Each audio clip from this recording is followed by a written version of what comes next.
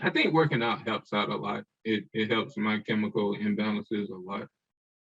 It settles me in. So sometimes I become lazy and I don't work out like I should, and then you can notice that the stress levels and you're letting the job get the best of you at times.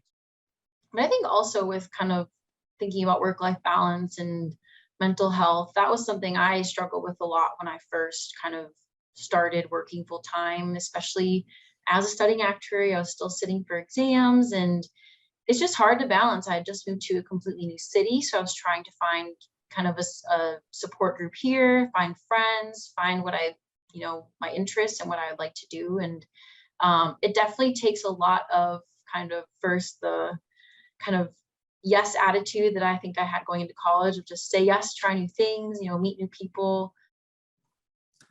Yeah, I think a big part of it is knowing yourself. When are you getting close to a point where the stress levels are too high, they're not sustainable?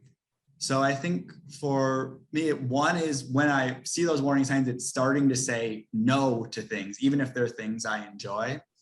But the other part is just knowing what helps bring down my stress level. And for me, it's usually a physical activity. So I took up running. And for me, that is probably my best stress reliever, just getting that physical exercise, getting out there, disconnecting from my stressors, whether it's something in my personal life or my work life or a relationship with friends. Personally, I love cooking. So that's one of my stress releaser. And spending time with my family is very helpful as well. Just talking to them, share with them what's bothering me. Just be very open in communication as well has helped.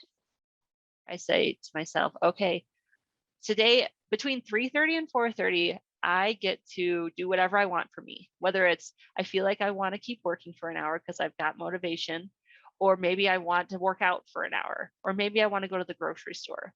3:30 to 4:30 is for that. 4:30, I pick up my daughter. Like that's the, I have to be very structured. Otherwise, you don't do it. And then it really becomes a risk for your mental health that all of a sudden you can't do it. You feel like incapacitated and you spiral and you're not setting the right boundaries. But it's always okay to stop and realize I'm not setting the right boundaries. I didn't do this before, but I can do it going forward. I just have to communicate what those boundaries are. So I did this really great exercise. It's called the Life Blend exercise, something like that. And it really helped you to prioritize what's important to you and look at if you are doing those things. So it made you take the top 8 things that were important to you. So say it had a list of 100 things: sleeping, hang out with friends, spending time with family, being acknowledged at work.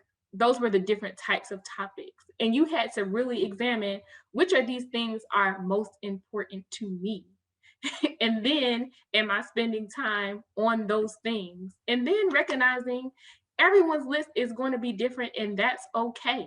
So identify what is important to you and make sure that those top things are making their way into your life, because you can get lost in the work, exams, and all those other things.